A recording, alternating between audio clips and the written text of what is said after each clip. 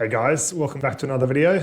This is going to be my round 12 trade targets. So it's only going to feature players that are playing in round 12. If you have the luxury of making trades for players that aren't playing this round, then fair enough. But you should probably know who you're targeting. We do get 4 trades from next week onwards, so probably wouldn't recommend bringing anyone that's not covering round 12 this round. So yeah, we've got them all on a table, sorted by position and categories. Hopefully you guys like this style, like with the tables, because you've probably become accustomed to it by now. If you have any other ideas for formatting or something different you'd like to see for these videos, just let me know. Super open-minded, but I think this one works the best just for visual purposes. But yeah, again, if you have any suggestions, let me know.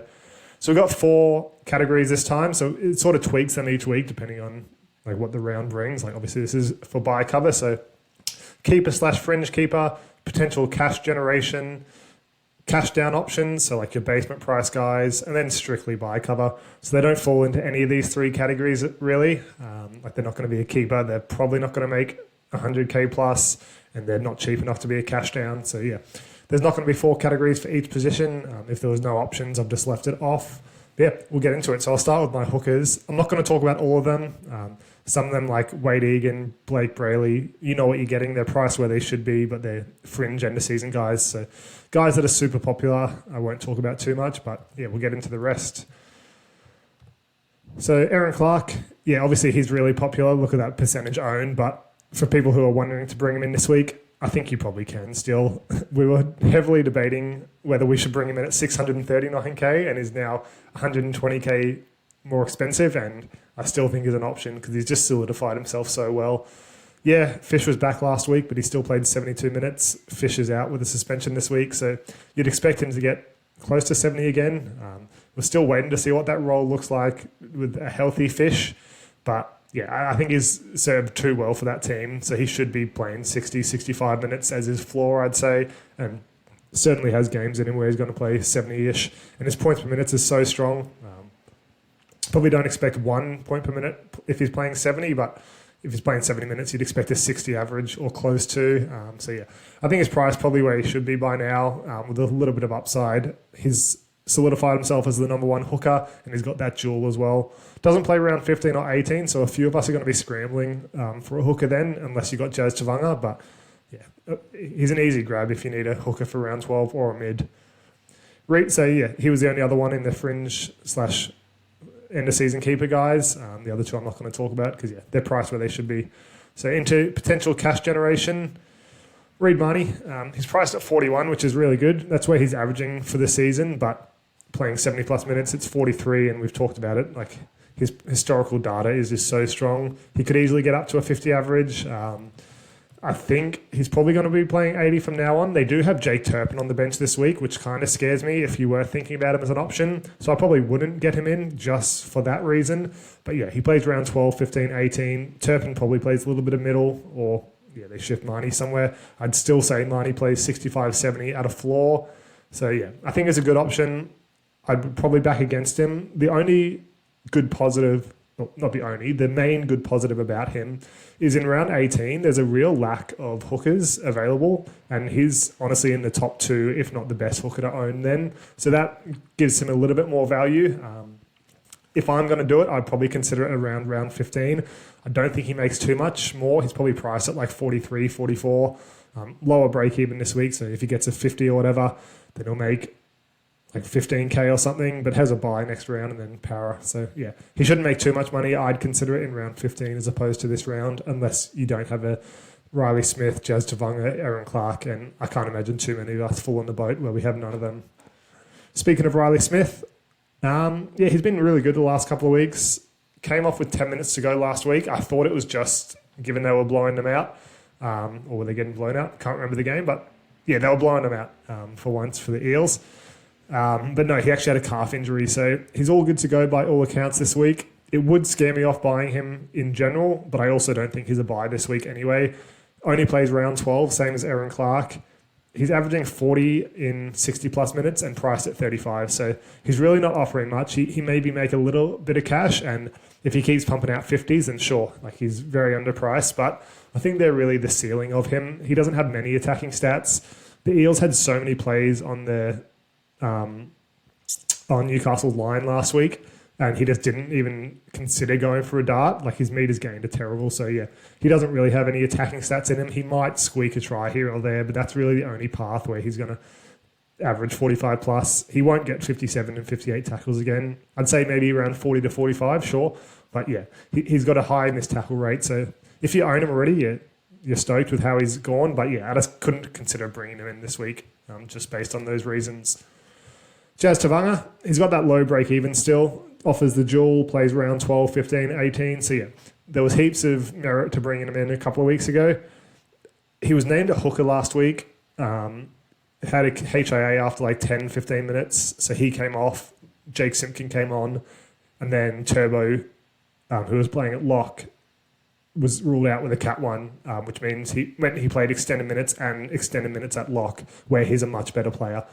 So he doesn't offer much playing hooker apart from tackle. So you're much better off when he's playing lock. And yeah, this week he'll definitely play almost all of his minutes of lock. I think Lachlan Croker's on the bench, so there's 2 hookers. So he should have a really good round. He might score anywhere from 40 to 50, potentially even closer to 50. So he's a really good option for this week. That alone will mean he'll make 30 to 40K this week. So yeah, and he'll have a lower break even next week. So certainly has some desire and some potential to make money.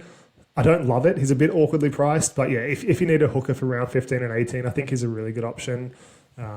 Just keep in mind he probably won't make 150K, but given he has severe buy coverage in the 3 major buy rounds, I think he is a decent option.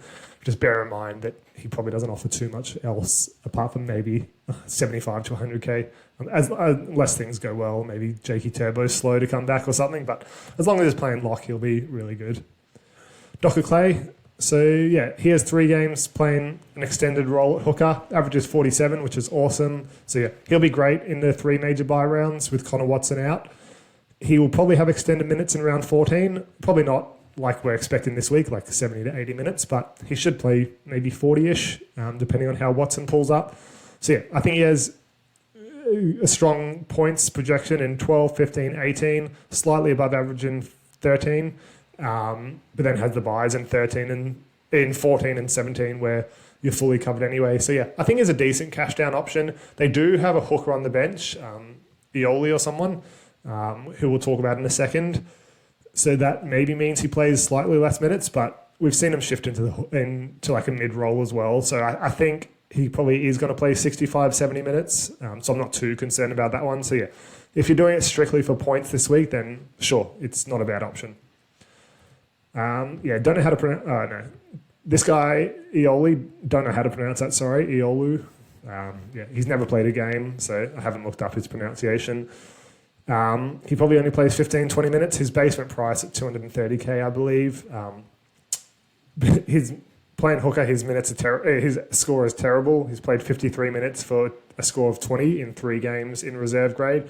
So nothing too crash hot. He's pretty much just a basement price cash down if you need someone in that price point and maybe a hooker for this week. But that's about all he offers. Off the bench, he was good, apparently. Like 32 in 34 minutes with 4 tries and 8 games though, so don't know what role he played. I've never heard of this guy. Yeah, I don't recommend him, but if you need a cash down, then yeah, by all means. No, probably still wouldn't do it then, but yeah, just included him because he's 230K. Tommy Starling, I think I put him as strictly buy cover, which may be a little bit harsh. He's priced at 43, averaging 48 in 60 plus minutes this year. Played 80 last week and the week before, which is really good. So I think there is an avenue to him averaging close to 50. It's just, I don't know what's going to happen. He played a bit of mid last week when Paddy came on, so maybe that continues, especially this week with a few injuries. So a few Origin guys out, like Hudson Young. But yeah, I don't know what their rotation is on a week-to-week basis. It seems like they change it, so I don't imagine he'll play 80 every week. But even playing 60 plus minutes, his historical data is good. Like he averages 53. He's probably not as attacking these days as he used to be. Still certainly has a fair few runs in him and busts a few tackles. So I think you can expect anywhere from 47 to 50 if you do bring him in. But he does miss round 15. And if you have like an Aaron Clark or Riley Smith or both, you are really stuck for round 15. So if it suits your buy coverage, I actually don't think he's a terrible option. But yeah, he's below like a Blake Brayley, Wade Egan in terms of being an end of season keeper. And yeah, he's not going to make a ton of money. So I've put him as strictly buy coverage. It's probably harsh, but yeah, I think that's all he offers really. So if it fits your buy coverage, I think it's a nice high upside play, but yeah, I wouldn't expect 80 every week. And that's about it from hookers. Yeah, like most of us should be covered for this week, at least having Aaron Clark or Riley Smith or even Jazz Tavanga. So yeah, not really a need for one of them this week, but they're your options anyway. For mids, won't talk about Tarpanay. He's the best non-origin mid, apart from Terrell May, who didn't make origin.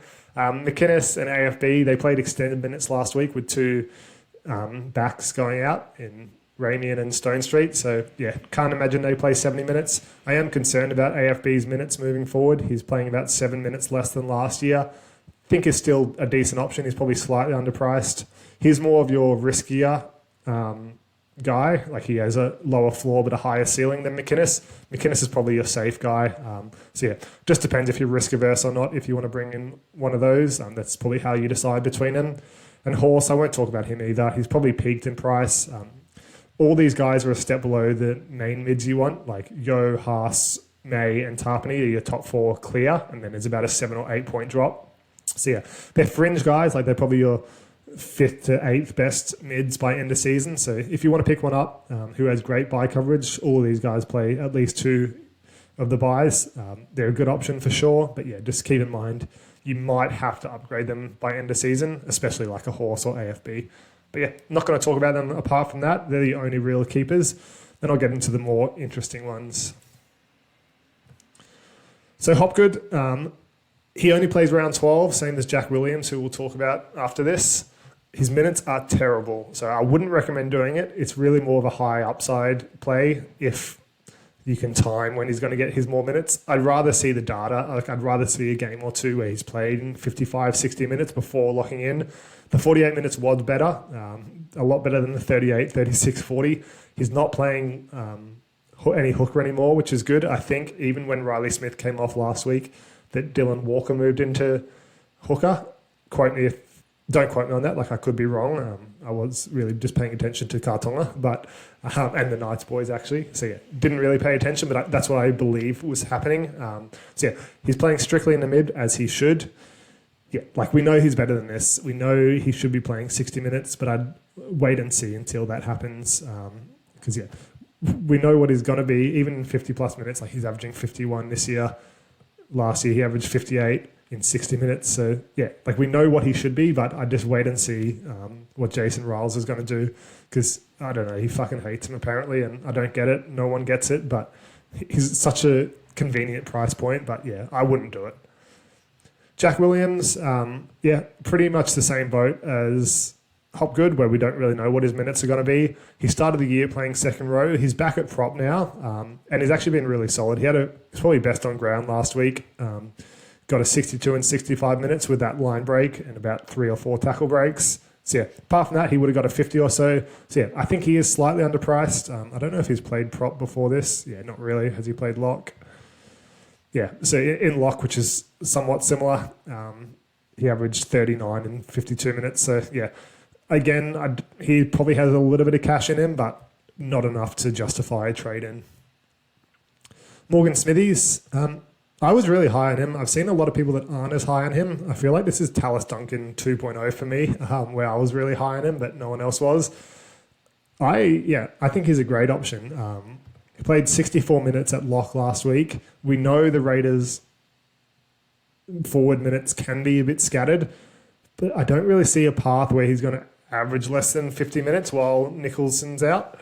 Like we got this week alone, we've got Sasangi in the second row, so he's not going to play 80. They don't really like playing Hosking 80, even though I think he will this week. But yeah, like there's heaps of minutes up for grabs. They have a 3-forward bench with Paddy on the bench, and yeah, Starling does cover the mids a little bit. But I'd say he averages 55 plus minutes at least in the next couple of rounds, and probably while Nicholson's out. And yeah, in 64 minutes, he averages 47. So yeah, I think it's decent. I think there's a clear path to him averaging 10 plus points, and we know how good he can be. So I think it's a great option. The only concern really is having too many Raiders. Like myself alone, I have Tarpanay, Horsburgh, Hosking, and Tamale. I will be getting rid of Tamale and Horsburgh in the next couple of weeks, so I'm not as concerned. But the other two you're going to keep. And yeah, given they're all forwards, or like for the most part they're forwards, you are going to be a little bit stuck in round 15 if you overcommit. So if you have a plan to get out some of the other Raiders, then I think he's viable. But if you're going to keep your Horsburghs and Hoskings and stuff like that, then I would probably avoid, just because you're probably pretty fucked in round 15 otherwise. But yeah, alone, like standalone, I think is a great option. Hopway, yeah, I've talked about it. I don't think he's a great option, apart from the fact he's a cash out. So I think it works in some teams. I just think, especially after the carnage last week with injuries and stuff, I think everyone's trades are a little bit too low.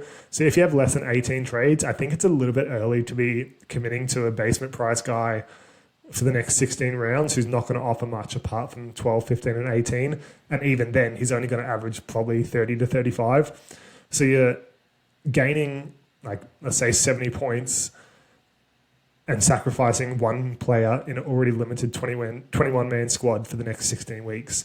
And he's probably going to be on the Bulldogs bench, like playing 15, 20 minutes. So you can't use him as a loop option either. So you're really going to be down to a 20-man squad for like the next 4 months, which I don't love at all. Yeah, like going down to one of them does mean you can make better trades in the next couple of weeks and like get more keepers in, but I'd find another way if I were you. It's the same for him, same for Nakatoa, like all those guys. I wouldn't be committing to a cash out unless a cash down option. There's also going to be heaps of cashies that pop up across the season, and if you have already committed to one cash down in round of 12, like it's going to be hard to bring them in without sacrificing your team. So yeah, I really don't love it, but it's totally team dependent. If it fits your team, then fair enough, but for me, I couldn't do it. So yeah, same as Makatoa. I'd probably, it's tough. I don't know enough about Hopway to say who's better out of these two. I'd say Makatoa is slightly a better option, even though Hopway may score better this week. I don't know. It's tough. I don't like either option, so it's hard to be objective. But yeah, it's much of a muchness. I think probably Hopway scores better this round, but I don't know if Max King makes it in round 15 and 18. Makatoa's PPM is slightly better. Like we saw Hopway score 30 in 45 minutes last week or something. So yeah, it's much of a muchness. I don't like either option. Avoid it if you can, but yeah, just decide for yourself. Hopway's obviously starting as well. So yeah, that's it for the mids. Nothing crazy exciting there. Yeah, a lot of questionable options apart from your top guys, and even then, I think they're slightly questionable. So it's a tough week because all of us need mids. Hopefully, like it really makes Tarpanay the strongest option by far, but it's hard to get up to him if you haven't already got him. Like he's very high in price. But yeah, that's it from that. We'll go over to the edges now. Not going to talk about KPP or Hosking, like we know what they are. KPP was a nice alternative to Dylan Lucas. It worked out last week. His price where he should be, maybe even slightly higher. He does look a better player this year than last year, but the Knights don't seem to like him. The fans don't really like him. Like they don't think he offers much. I think he's going to the Tigers as well, so we'll see if that affects anything. I'm considering bringing him in this week if Kartonga struggles, but yeah, he's a decent option. He's a fringe end of season guy anyway. Hosking, way more upside, a little bit cheaper than KPP. Not going to talk about him because he's so popular last week and this week. So yeah, there's no real need to touch on him. Hosking's close to a must-have if you don't already have him. Olakwatu is the only other keeper or fringe keeper. He's priced at 48. Yeah, he's averaging 47 for the year, so pretty much where he should be. He was averaging 52 last year and 52 the year before. So yeah, he's probably a couple of points underpriced based on his historical data. I think it's a decent grab. There is always the threat he plays Origin if someone like a Hudson Young gets injured. I think he was the 20th man in the squad, so you run that risk. But yeah, he's a nice price. He's a little bit cheaper than the other guys. My main caveat to not getting him is you probably want Ewan Aitken next week, who's a similar price, and you're just going to overcommit to your second rowers. Like if you have Olakwatu, Hosking, and then you have to trade in Aitken, and you probably have Dylan Lucas, maybe a Fermor as well, Katonga. So there's so many you're going to have. So I'd probably avoid bringing one in this week if you can. I'm considering doing it only if I need to, based on like a Kartonga shit score. But yeah, Ewan Aitken's the one we want next week. I've talked about it for a couple of weeks. I got Talis Duncan over him, which sucked, but yeah, he's been really good, averaging 55 in the second row. And yeah, scored a 72 last week and 60 the week before. So you're going to want to get him in soon. So I'd try and avoid an edge if you can this week, but yeah, totally team dependent. Victor Radley, again, don't think is a bad option. Just concerned about the HIA and concussion as always. But yeah, I think there's easily a path where he averages close to 50, if not 50, averaging 48 this year, 47 the year before, 46. So yeah, I think there's a decent option. I just can't do it. He's got the dual great buy schedule, probably plays slightly increased minutes over those major buy rounds. But yeah, I'm just too scared of his HIAs. Lemuelu. Yeah, I talked about him yesterday in the team list video. I don't think he's a terrible option. Priced at 33. Probably averages anywhere between 40 and 45, like we've seen him do. Yeah, like plays around 12, around 15. He is a nice price at 447k. I think he's locked in to that 70-ish minute role on the edge, potentially 80, with Tommy Gilbert out for the long term. So yeah, don't think it's a bad option, just awkward price. And again, I don't want to overcommit to edges. Egan Butcher, I didn't talk about him yesterday. I completely forgot. I think he's named at edge this week from memory. Apologies if that's wrong, but I'm going to go with that. Let's go. 40 plus minutes. So yeah, on the edge he averages 48, priced at 27. You can expect him to play the edge in round 12, 15 and 18 with Angus Crichton out. And he's not bad when he's not playing on the edge. Like he'll have a bench role. Probably, like the Roosters always seem to have heaps of injuries in their forwards. I guess that comes with Victor Radley being in the team and a few other guys. But Spencer Lanyu's on Origin as well. So yeah, you can expect him to play some decent minutes, even across those other bye rounds, like round 13. So yeah, I think he's actually a really good option. I'm considering him as well. If I need an edge, it's probably between him and Liam Henry. And yeah, he's a decent price. I just, again, don't want to overcommit to edges. But yeah, I don't think you can go wrong getting him. It's just, yeah, I don't know what his role is going to be in the non-major buy rounds. I don't know how much money he's going to make. He probably has close to 100k in him, depending on how he goes on the edge in round 12, 15 and 18. But yeah, don't know. It's a fringe one for me. And moving on to one I'm actually very excited about, Liam Henry. He wasn't really on my radar a couple of hours ago, but just looking into it, like in the second row, he averages 62 in 72 minutes, which is crazy. That's where he's playing this week. He doesn't play around 15 and 18, which is my only concern. But I think with Yo not backing up in round 16, and I guess that means Liam Martin won't back up as well. He probably plays on the edge there as well. So yeah, I think he has like 2 solid games where he's probably going to score close to 60 on that edge. We do also have Isaiah Papali'i and Luke Garner out this week, so I'm waiting to hear word on what the hell is happening with them. I think Paps had like a knee injury or something, the NRL physio said, but I'm sure we'll get some info before their game, which is really going to solidify if I bring him in, if I need to. So yeah, I talked about my loop options in the last video today. If Kartonga scores poorly, I was going to trade in KPP and then just play him there and not get Kartonga's score. But now I'm thinking maybe an Egan Butcher or Liam Henry instead of KPP. It means I don't have to trade out Haas. I can trade out a Robert Toyer instead, which works better. Toyer probably doesn't play Origin, so it means he plays around 15 and 18, but I don't know if I can keep until then, and I'd rather keep Haas if I can. I could also do it for Tamale if Iongi scores well. So yeah, I'll learn a lot of info after that Eels game. And yeah, it's between Liam Henry or Egan Butcher if I need to, but ideally I won't even need to get one in. But yeah, they're the 2 like potential cash gen guys I like the most, I'd say. It's very close. Egan Butcher has the better buy schedule, but I think I can work some stuff around in round 15 and 18. I'm going to have to redo my buy planner because all 3 trades I wanted to make, Gornsky's now with Nafahu White and Jacob Kiraz getting injured. But yeah, I'll go over that. That's just my team anyway. But yeah, I probably like Liam Henry and Egan Butcher the most out of that list. Britton Nikora, there's a bit of interest about him. I don't love it. He's not an end-of-season guy.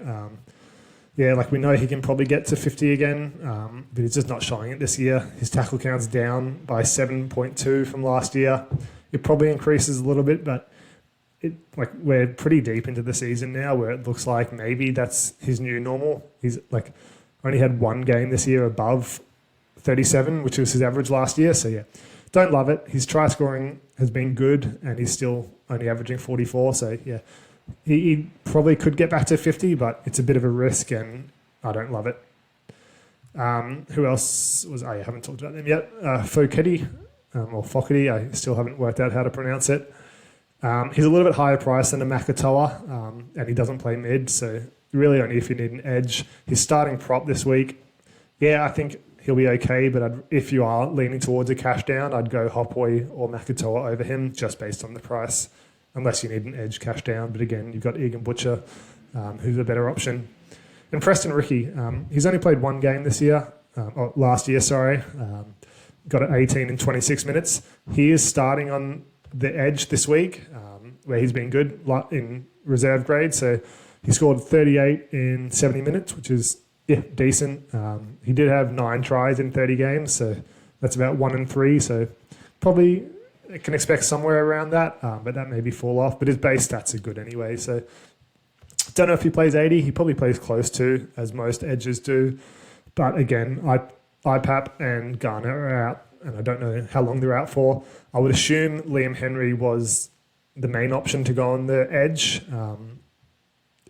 if one of those was healthy, and then Ricky back on the bench. Because I think the Panthers released their team originally with Ricky on the bench, Liam Henry at edge, and then Garner got injured or something. Because on NRL they only had 12 players named, but then the Panthers released a team with 13 starting players, obviously, as you should. And I think Garner was in that. And then half an hour later, they re-released it and Garner was gone. And then Ricky was starting instead of on the bench. So yeah, that was a bit weird. Not a great explanation. But yeah, I think Ricky was the second choice. I think Liam Henry would have been the original choice for edge. So yeah, I don't know. I don't think it's a great option, but it's a decent cash down. But again, I wouldn't be cashing down this week.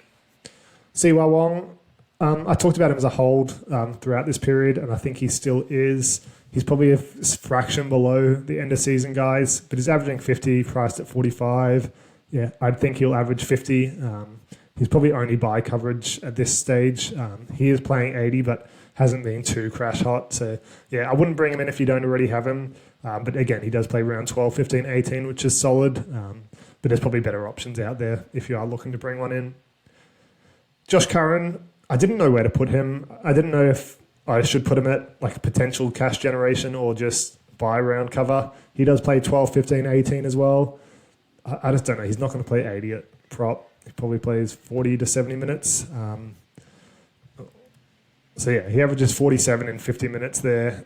He's had some games at lock for, again, 49 in 64 minutes. So he's priced at where he should be, really. I know there is a bit of interest about him, but I can't see any path to him making a ton of money.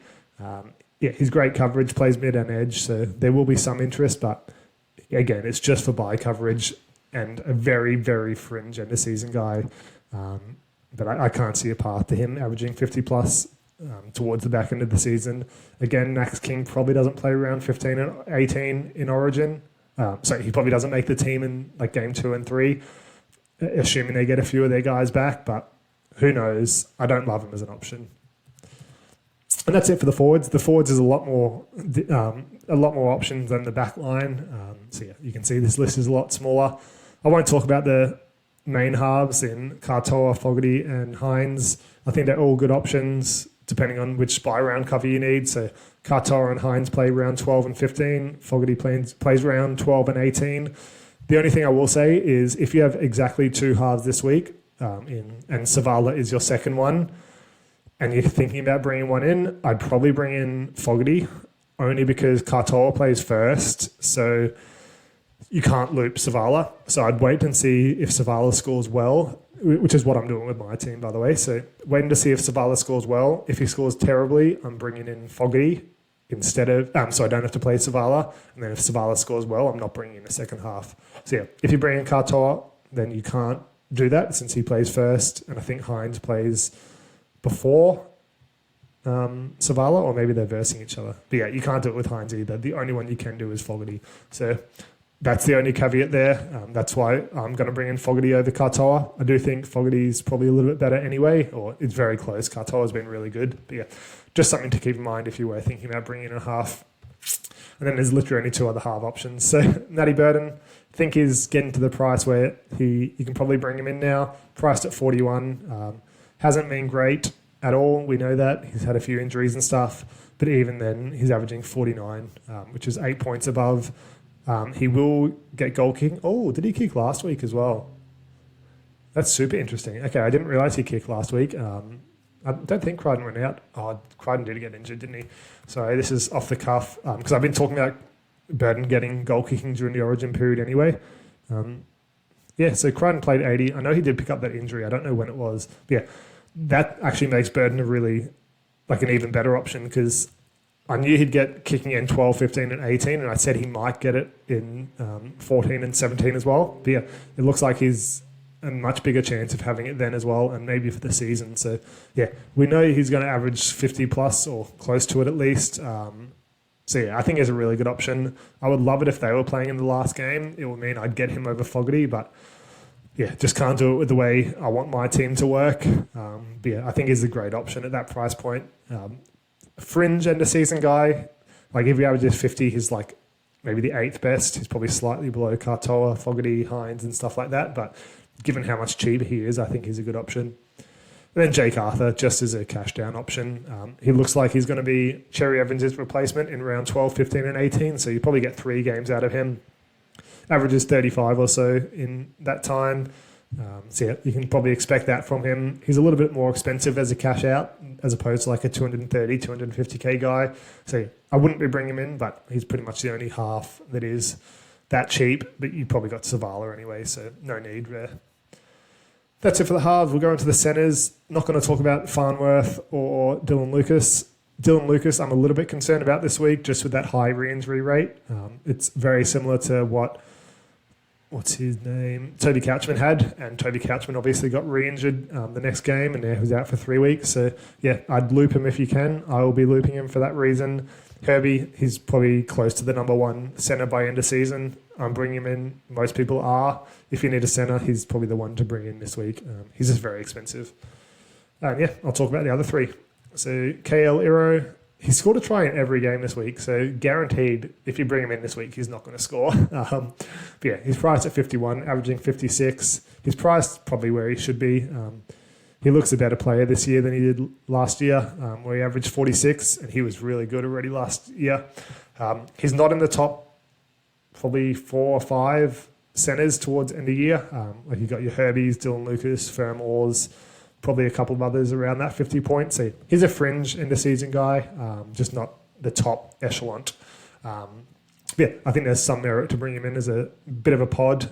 He probably averages about 50, maybe not 58 when that dry scoring calms down a little bit. But yeah, I prefer Herbie over him, but if you need someone a bit cheaper, then he's a great option as well. Then moving on to Dane Gagai. I feel like he's in every video that I post these days. Yeah, again, he's averaging 38 for the year. The Knights have been shithouse. He didn't make Origin like I thought. Like they went with the Robert Toya over him, which is pretty crazy. So it just shows how out of favour he is now. So he won't play this year.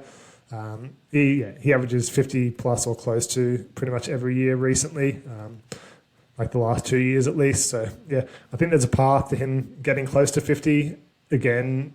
Like that's a lot of season data to suggest that he won't. But yeah, I think he, at worst, is priced where he should be, and there's potential that he averages close to 50. Then Simi Sasangi. So he's a bit of an interesting one. Let's move him by second row. So yeah, he's named on the edge this week.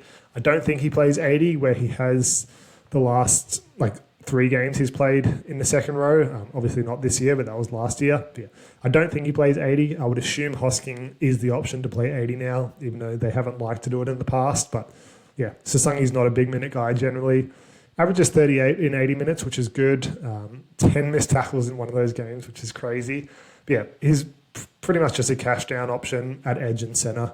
we already have a lot of edge centre duels, so he loses a bit of value there, since we have Lucas and Cartonga anyway, but the duel is still nice.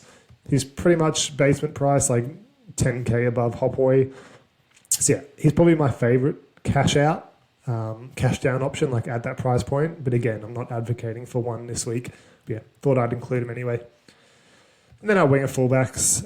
You got your three keepers who are really popular. Tedesco hasn't been popular, but a lot of people will be bringing him in this week. I think he's the best option to bring in, provided you need a winger fullback. I don't, so I'm not going to do it. But yeah, I'm a bit jealous of those who are. Fletcher Sharp, he's named at fullback this week. I've talked about that. I don't love it. Haven't talked about him. I don't have a tab open, but he averages 40 in like 5 or 6 games at fullback last year. He is a better player this year. He looks for those offloads and stuff where he does most of his work. So yeah, he could easily score 50, but his ceiling is higher, or his floor is higher, playing in the halves. So don't love it, but yeah, I'd be playing him. I don't think it's necessary to loop him this week. And Garrick, he's got that duel. He's probably a fraction below Fletcher Sharp. He probably averages like 48 to 50 for the year. I've got him. I'm going to keep him throughout the bye period. Injury or concussion, as long as he doesn't get injured or concussed. But yeah, I think the other two are better options. Tedesco plays 12, 15, 18. So yeah, they're really good. Only 3 other guys. So Xavier Savage got a really low break even. He's close to basement price, which is good. Coming off a 74. He was 270k last week. So yeah, there is a bit of interest. I probably wouldn't do it. He is a little bit more expensive than a cash down, and I wouldn't be cashing down anyway. But yeah, I think there is a path to him making 100k or close to, maybe even more. You're really just relying on him to score tries. You're going to get his 5, 8s, 12s, 8 again. He's going to have the shit scores in him, so you're not going to play him apart from 12 and 15. You see, I wouldn't be doing it, but there is a path to him making 150k if you have timed it right, but it's really going to be relying on him scoring tries. He's just a tempting price. Blake Taaffe, he's playing centres this week with Stephen Crichton on Origin and Jacob Kiraz injured. I just don't know if he keeps this spot moving forward. They have another guy on the wing, I think. Can't remember off the top of my head. But they have 2 new guys in their back line who don't usually play, so it's like a 50-50 whether he keeps that spot. He's been solid. He's obviously played fullback a lot, which is somewhat similar. His tackle count will be up. He probably averages around 35. He is really close to basement price, so I probably prefer him over a Savage just because he's a little bit cheaper. But yeah, I probably wouldn't be doing it otherwise, and you do run the risk that he doesn't play in round 15 and 18, so it could purely be a point grab for this week, which isn't ideal. And then Fletcher Hunt, wouldn't be doing it. He's 230k, played last week. Marzu's back in 2 weeks now. He might stay in the team over. I can't remember. Again, they have another centre who's playing as well. So who knows which of the two come out. But he only scored 12, didn't do much. So I wouldn't do it. I'd probably prefer, what's his name? I'd probably prefer Blake Taaffe over him slightly, but I wouldn't be bringing any of those guys in. So that's it for the trade targets. Just pretty much just getting your round 12 options. Look at your buy plan to see if you need 15 or 18 options as well. That will decide on who you bring in. And you're going to see what positions you need as well. So it's very team dependent. There's no set guys you should be bringing in. I think it's better to buy guns this week rather than target some small points grabs with those cash down options. But totally up to you, up to your team dynamics. That's about it. I'll quickly run over the who's not list as sells. I'm not going to have a video primarily based on just this who to sell this week. Everyone's got heaps of injuries or guys that aren't going to be useful over buy coverage, so it's pretty obvious. Dylan Egan should absolutely be your number 1 trade out. Jacob Kiraz, you can trade him out. He's out 4 to 6 weeks. Nafahu White, he's out 3 weeks, so he should be back around 15. If you need to trade him out, that's totally fine. I'd probably look to keep him if you can, if you do have another 3 injuries in your team. Just because, Going to be back in round 15, plays round 18 as well. Probably has better games during those rounds with some elevated minutes, and then you can look to get rid of him after 18. So yeah, purely dependent on your team. But yeah, if you're struggling for numbers in round 15 and 18, I'd probably just keep him. But he's a nice price where you can upgrade to a gun this round if you need to. Payne Haas, I'd say ideally keep. It is a bit concerning with that calf injury or quad injury coming into Origin. I don't think he backs up in round 13. If you kept a Cleary and a Yo, or at least one of those, I'd probably say he's more of a sell, because otherwise you have to get 3 of the Origin guys back in who are very expensive, like Cleary at 900k, Haas at 960, Yo at 800 or so. So it's going to be hard to get all 3 back in. But if you kept one of them, I think Haas is more of a trade. I'm considering trading him this week, even though I have got out Cleary and Yo, just based on how the mid-round scores go. But yeah, ideally he's a hold if you can. Jackson Purdue, yeah, he played the halves last week and was a bit rubbish, but I think he'll be better for the long run in the halves. I traded him weeks ago. He played round 15 and 18, so you could keep until at least round 15. He probably won't lose too much money, so keep if you can. Same as Rob Toya. Like he's got a low break even, I think. I am probably trading him out this week, depending on how mid-round games go again. But yeah, he's got a 20-ish break even, because that's always a bit higher. So yeah, he'll make a little bit more money. I can't imagine he makes Origin in round 15 and 18, so he'll be useful then as well. And yeah, like he'll back up in round 13. Centers usually do, as long as he doesn't get injured. So yeah, keep him if you can. Tommy Gilbert, yeah, easy trade out. Kalen Ponga, he's been pretty rubbish anyway, and he's playing Origin still, so yeah, trade him out. Nathan Cleary, you could do it this week. If you kept him last week, I'd probably just keep him this week, get the points out of him in round 13 and 14, and then reassess if you want to trade him in round 15, because he's going to miss 15, 16, and 18 at a minimum. So yeah, probably keep him for now. Hubner, probably trade him. He's made all his money. He's been on the lower side of scores the last couple of weeks, doesn't play round 12, does play round 15 and 18, but you're going to want to get your Aitkins, potentially Kaloa Matungis next week as well, if you're not scared of him making Origin. So you're going to have too many Rabbitohs, so I'd probably look to get rid of him. Selwyn Cobbo, yeah, he's injured, probably makes Origin when he's back anyway, so trade him. Pappy, if you already have him, like most people got him in the last couple of weeks, I'd probably just keep him. You knew going into it he wasn't playing round 12 and 15, so unless you started the year with him and that's why you're trading him, then probably just keep him. Isaiah Yeo, same as Cleary, probably just keep him for until round 15. You could get rid of him. Obviously, most of us are going to have 3 mids in round 13 that are pretty decent, so you can only play 3 of them. So in a team like me, I have Aaron Clark, Tarpanay, Horsburgh already, so and Terrell May, sorry, and Haas. So, yeah, I've got excess, so you're not actually losing too much if you trade him now.